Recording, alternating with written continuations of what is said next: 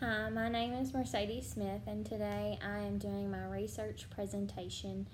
Um, in the last few years, one of the things that I have seen walking around our events at FFA conferences and even teacher conferences for agriculture teachers, I'm seeing more and more women. When I first started teaching, it was like everybody was more my age that was, a female in teaching ag, and there wasn't many um, older women that had been teaching very long. But this past year, when I was at Teachers Conference, I noticed that the people that had been teaching just for 1 year, there was only 3 males out of like 20 people. So I noticed that there's a decline in males going to college to teach ag, or maybe even males graduating. So I was wondering why. Why is that? Why are men not teaching anymore? So my research is similar to my question. Why do you see a more prominent role for females in agriculture? And in my research, I found a research article over the effectiveness of women's agriculture education programs, and it's a survey from Annie's Project. It was written by Lynn Hambleton Hines, who is an agriculture business specialist from the University of the Missouri Extension. So the question that we start out with is, are these programs that they're offering for women effective in increasing the skills of farm women? And the second part of the question is, are those socioeconomic variables essential in explaining who could benefit from those programs? So the research that Annie's Project uses is kind of an example, and the researchers wanted to see how Annie's Project impacted the skill sets that Illinois' women improved. So basically, they wanted to see if these educational programs that they were offering, like Annie's Project, were benefiting women and making their role on the farm more essential. So they were taking on bigger roles like managing the operations instead of, and actually, production and management decisions, rather than just kind of being there for the man who is in charge of the farm. So they included a literature review, which we will get to in just a minute, and methods, results, discussion, and recommendations, and so much more. They discovered that the results showed that there was a significant increase in women's skill sets, and there is some evidence from regression analysis, but it's highly inconclusive that the socioeconomic factors play a role in the skills gained by the women participating in the project. So they weren't all farm women, or they didn't all have the same background that were participating in Annie's Project. The literature review that they have is basically the role of women in agriculture is increasing, but the reasons are more complicated. The reason for the research is basically to evaluate the programs that may help increase production and financial management for women. The 2002 U.S. Census of Ag showed a 13% increase from 1997 to 2002 in the number of acres farmed by women, and it increased by 16.5%. So you're starting to see a more prominent role for women on the farm. That 16.5% is quite a big jump in acreage for women to be farming. Some have argued that the trend will continue in marketing and production. So women are starting to take on more responsibilities on farms. They're starting to take on that marketing sense, and even in production now. The literature also points to the trend of women becoming more prominent in agriculture, McGonigal studied the roles of New York farm women and found that more than 75% of the women helped with farm management decisions, in addition to juggling on and off farm career or household duties. Although Simpson reported that the nature of the work is usually bookkeeping and household tasks, as the farms have evolved over the years, so have the women's responsibilities. So basically, the research that the literature that they found pointed to the fact that those household duties that women were performing now have evolved into more management-like and production-like decisions. Men are becoming more motivated by high income and material rewards, while women are driven by the need of an independence and recognition from others. And Hisrich and Brush stated that in their article. Albright discovered at a Women in Agriculture conference that women who were involved on the farm were more involved in multiple roles, such as decision making and leadership roles. Now on to the methods part of the research paper. The methods used to explore the hypothesis is a comparison survey of responses. So they done a pre and a post test. They gave each person in the first session of Annie's project a pre-test, and then 6 months later they gave them a post-test. Of the 190 participants, 92 returned the post-test sent to them. The identical surveys were structured into two distinct parts. Socioeconomic descriptors establish age, number of children, marital status, farm size, years of experience, business structure, and income. The second part of the survey consists of 49 years or no questions, which inquire about individuals' business in the 5 risk areas, which we'll talk about in a minute. So 82% were married, 10% were widowed, 4% were single, 4% were divorced. The average age of the women was 48.9% for 23 years of farm experience.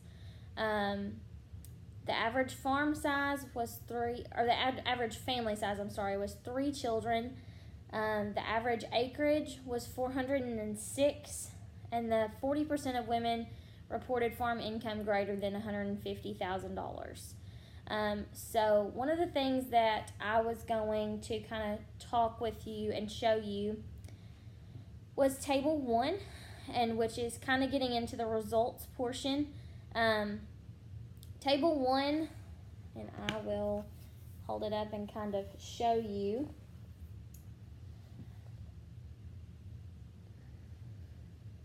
Table 1 shows all of these areas increased. So the pre and post test results, the first question they asked was, do you keep production records such as yields, hundredweight, sold, inventories, and etc.? And that increased, pre and post test increased by 13.7%. The next question was, do you have a written marketing plan? And that, after taking the Annie's Project class, it was a 12.8% increase when they answered yes. So these increases are the percentage of answered yes to those questions. Do you prepare an annual balance sheet? 21.40% increase. So 21% of women answered yes the second time after they had taken that Annie's Project course. So the more they get familiar with what they're supposed to be doing, those answers are increasing. Do you prepare an income statement? That increased by 25.3%. And then it asks about comfort with farm debt. So some of these women walked into a farm with lots of debt, and I think the comfort level, once they took the class, they saw that other people were seeing this also, and so that increased by the yes with comfort increased by 18.5%, Do you have a plan for the next generation? It increased by 18.8%, so more of them were getting a plan for the next generation, which is probably good because we see lots in our area. We see lots of older farmers that are getting ready to pass down that farm and into a family member, or maybe even somebody who has completed a degree and wants to take over a farm. And then it goes on to life insurance and will. Those also increased. So they're becoming more familiar with things that need to happen on the farm. The next table that they show in their results is table 2, and it basically covers those the risk factors that they were discussing, the categories that they gave us, so production, marketing, financial, legal, human resources, and basically the all categories at the bottom. So it shows that this class overall helped these women, whether they were from a farming background or a business background or whatever background they had. It increased their familiarity with how to run a business, basically. So how to run a farm, how to run an operation of any kind. More results that they show to prove that basically the women participating in the project showed improvement in all 5 areas, which is that last chart that you saw. They gathered this by calculating the number of yeses. So the questions I read to you earlier that answered yes, from the baseline pre and post test responses. They took all that information, and the results showed that there was an improvement of skills after completing Annie's project, but they weren't all agriculture. They weren't all from the same socio background.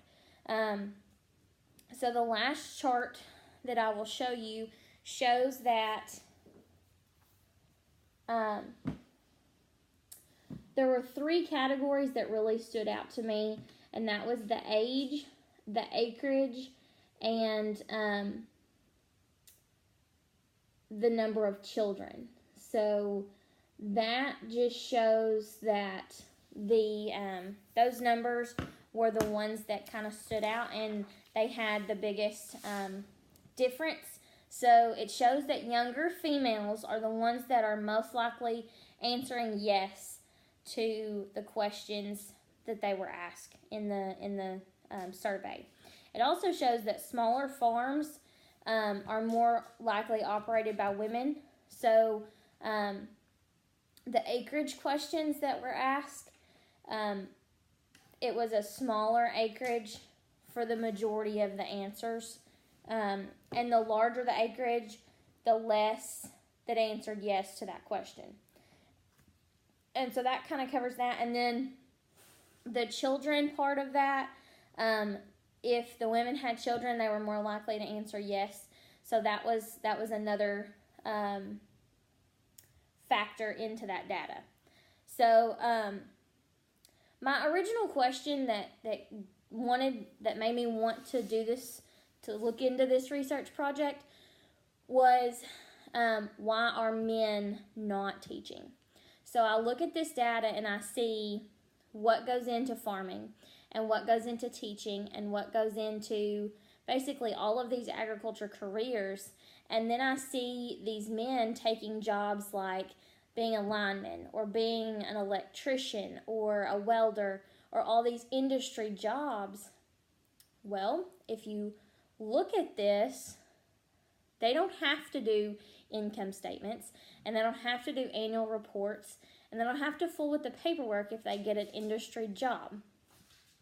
They probably make more money in an industry job, and they probably don't have to deal with a lot of the hectic things that come with teaching or farming or whatever it may be in the agriculture industry. So I think the reason how this kind of correlates together, I think the reason we're seeing more and more women in agriculture education is that men can find better jobs with the same benefits, more pay, maybe not better, as good as of environment, but they can support their family and not have the stress level of some of these other jobs. So that's kind of the comparison between my original question and the project research. And the project never really outlines what Annie's project does. So I'm also curious to know how they teach these women and how they communicate to these women what all of this is. So it never really outlined that, so I'm curious to find out about that. Conclusions, basically looking over the project, they concluded that yes, Annie's project does benefit women that are going into the business industry, or basically any industry. It does benefit them, and it makes them more aware of financial decisions and life decisions for a farm. But does it benefit only agriculture women? No. It can benefit all women. So that's kind of the conclusion that I gathered and that they gathered from the research. It does increase skill sets, likely occur regardless of the socioeconomic factors, and so the education programs are beneficial regardless of the women's background. So that's what they gathered.